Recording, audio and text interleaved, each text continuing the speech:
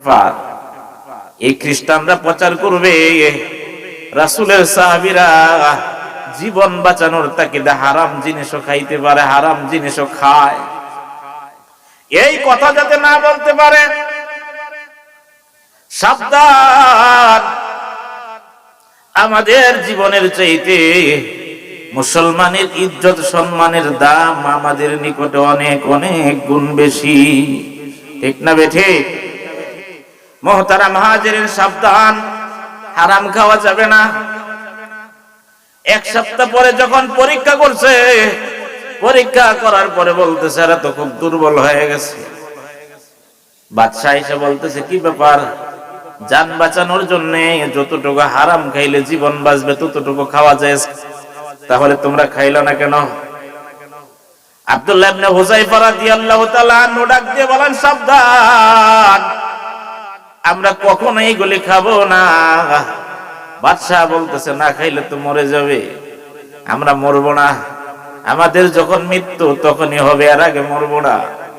এই কথা বলে শুয়োরের মাংসের পাত্রের ভিতরে এমন এক লাথি দিয়েছে, মদের পাত্রের ভিতরে এমন এক লাথি দিয়েছে, লাথি মারার কারণে সব পাত্রগুলো টুকরা টুকরা হয়ে গেছে। বাদশা বলতেছে কিরে তুই না বললি এরা বলে দুর্বল হয়ে গেছে, এখন তো দেখি আগের চাইতে শক্তি আরো বাড়ছে, কি শক্তি আরো বাইরে গেছে।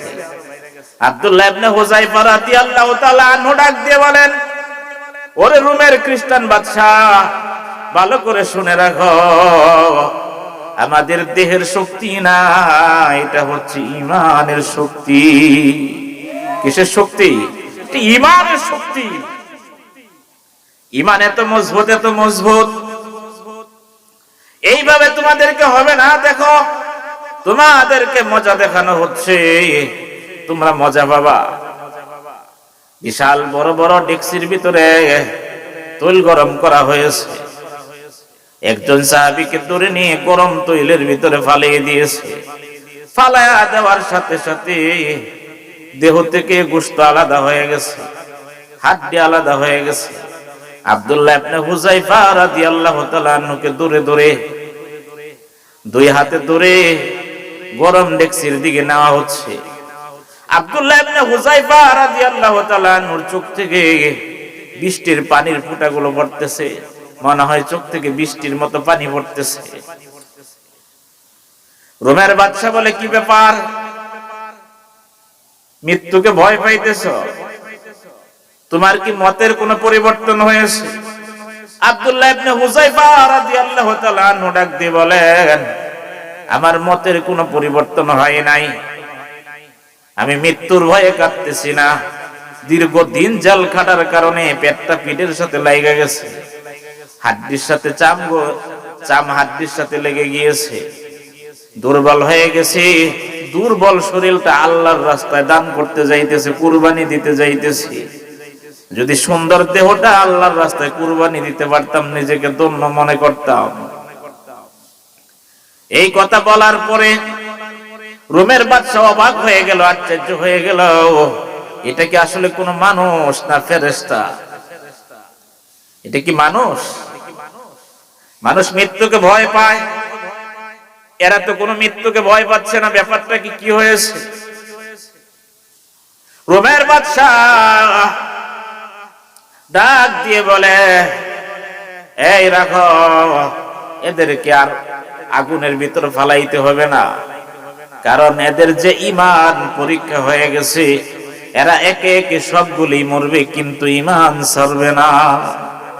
আর এই দৃশ্য যদি এই দেশের মানুষ দেখে, দেশের মানুষ জানে, জানার কারণে হাজার হাজার মানুষ কালেমা পড়ে মুসলমান হয়ে যাবে।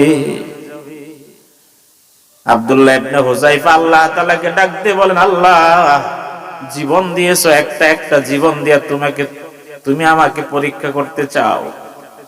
আমাকে যদি 1000 জীবন দিতা, একটা একটা জীবন তোমার রাস্তায়, তোমাকে ভালোবাসার জন্য, তোমার রাসূলকে ভালোবাসার জন্য একটা একটা জীবন কুরবানি দিতাম, আর বুঝিয়ে দিতাম তুমি আল্লাহকে কত ভালোবাসি, কত মহব্বত করি।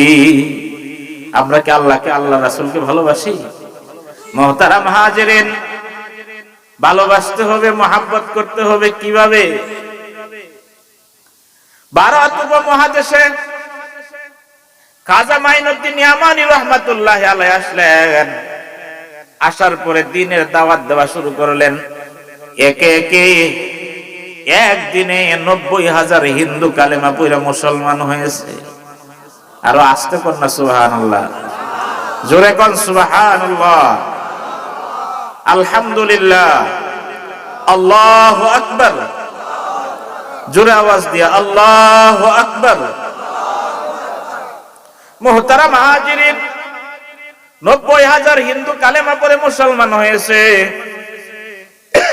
মুসলমান হওয়ার পর ওই সময় বাদশা ছিল, হিন্দু বাদশা ছিল পিপ্তিরাজ। পিপ্তিরাজের কাছে সংবাদ গিয়েছে যে আমাদের দেশে একজন মুসলমান ফকির আসছে, যার কথা শুই না, যার আচার আচরণ দেখে, যার ব্যবহার দেখে, যার চেহারার দিকে তাকায়া মানুষ কালেমা পড়ে মুসলমান হইতেছে।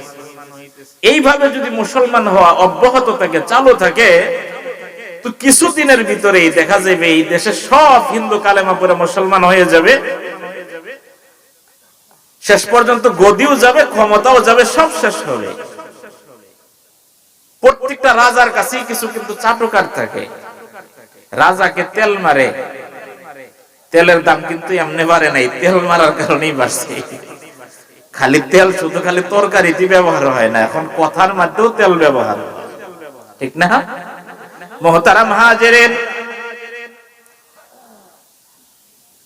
খাজা মাইনুদ্দিন ইয়ামানী রহমাতুল্লাহ আলাইহির ব্যাপারে পিপ্তিরাজ ঘোষণা দিয়ে দিল, এখন থেকে আর মুসলমানদেরকে পানি দেওয়া হবে না। কি করা হবে না? পানি দেওয়া হবে না, আনা সাগরের পানি বন্ধ। মুহতারাম হাজিরিন, মনে করেন আপনার ছোট ভাইকে আপনি বিয়ে করাইতে